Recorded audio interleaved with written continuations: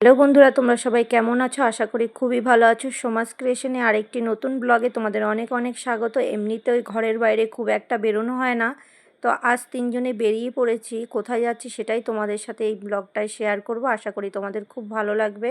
আর অনেক দিন বাদেই কিন্তু তোমাদের সামনে চলে আসলাম।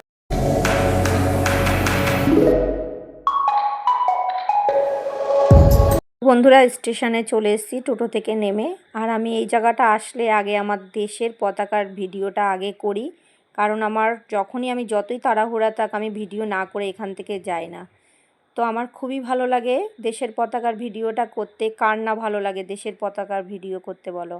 তো এই যে বাস স্ট্যান্ডে চলে এসেছি, চাপাডালি মোড় থেকে বাসে উঠে পড়েছি, যাচ্ছি হচ্ছে বাগুইহাটি। তো যাওয়ার পথে এই এয়ারপোর্টটা পড়ে, তো সেখানেরও ভিডিও আমার করতে খুবই ভালো লাগে, কারণ আমি দেখি যদি একটা প্লেন ওড়ে তো সেই ভিডিওটাই করব। তো কোনোদিনও চড়তে পারবো কি না জানি না, তবে প্লেন ওড়া ভিডিও আমার খুবই ভালো লাগে। তাই আমি বাসের জানলা থেকে কিন্তু সমানে ভিডিওটা করেই যাচ্ছি যদি একটা প্লেন উঠতে দেখা যায়। আসলে এই দিনটা খুব মেঘলা ছিল, তো সেই জন্য সব মেঘলা মেঘলা ওয়েদার দেখাও যাচ্ছে না। একটা প্লেন উড়েছিল, তো সেটা তখন আর ক্যামেরা অন করতে পারিনি। তো চলো, বাইরের দৃশ্যটা কিন্তু খুবই সুন্দর। আর হচ্ছে আজকে রাস্তা প্রচণ্ড জ্যাম ছিল, কারণ কি জানো, এই যে রাস্তায় কাজ চলছে, তো রাস্তাটা একটু মনে হয় বড় হচ্ছে সেই কারণে। আর এতটাই কষ্ট হচ্ছে, মেঘলা মেঘলা ওয়েদার, তো আর ভীষণ গরম পড়েছিল।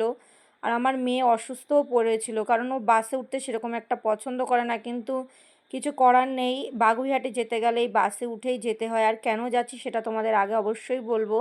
তো এই যে জ্যামের কারণে বাসটা দাঁড়িয়েছে। আর এখানে একটা দেখো বাহারি গাছ ছিল, সুপুরি গাছের মতো দেখতে, কিন্তু সুপুরির মতো ফলও হয়েছে। আবার এইদিকে একটা গাছে পাকা পাকা ফলও হয়েছে, তাই ভাবলাম তোমাদের সাথে একটু শেয়ার করে নিই।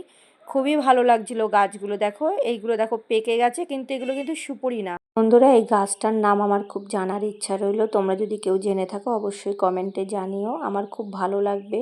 তো এই যে এক স্টপেজ আগে বাসওয়ালা নামিয়ে দিয়েছে, তাই সাবওয়ে দিয়ে আমরা কিন্তু যাচ্ছি। তো চলে এসেছি বাগুইহাটিতে আমরা একটা হোমিওপ্যাথি ডাক্তার দেখাতে।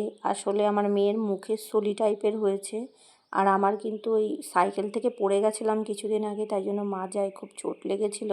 এক্স রে করে একেবারে রিপোর্ট নিয়ে চলে এসেছি হোমিওপ্যাথি ডাক্তার দেখাতে। আমরা 2017 সাল থেকে এখানে দেখাই। তো আমাদের কিন্তু খুবই শ্যুট করে হোমিওপ্যাথি ওষুধ, অনেকে শ্যুট করে না। আর আজকে প্রচণ্ড লাইন পড়েছিল, প্রায় 100 জনের উপরে। আর আমাদের মাঝামাঝি লাইন ছিল। দেখতেই পাচ্ছ আমার মেয়ের হালকা হালকা গালে সুলি হয়েছে। কম বেশি যা কিছু সমস্যা হোক না কেন, এনার কাছে দেখালে কিন্তু আমাদের খুবই কাজ হয়। তো এই যে অনেকটা লাইন পড়ে গেছে আজকে, সেজন্য আমরা একটু বাইরে এসেছি। আর এখানে এসে হচ্ছে একটা পেঁপে পছন্দ হয়েছে, পাকা পেঁপে, তাই আমরা কিনছি। তাই এই যে ভ্যানালার কাছে ওর বাবা দাম দর করছে। আর আমাদের গুরুদেবের কিন্তু প্রিয় ফল পেঁপে। তো আগামী দিন আমার মেয়েটা দিয়ে পুজো দিয়েছিল। তো এখন দেখানো হয়ে গেছে ডক্টর, দেখানোর পরে এখন বাসের জন্য অপেক্ষা করছি, আমরা বাড়ি আসবো বলে, বারাসাতের বাসের। তো আজকের ভিডিওটা এখানে শেষ করছি। তোমাদের কেমন লাগলো অবশ্যই কমেন্টে জানিও। ভালো লাগলে একটা লাইক করে দিও, আর সবসময় আমার পাশে থেকো। আর তোমরা ভালো থেকো, সুস্থ থেকো।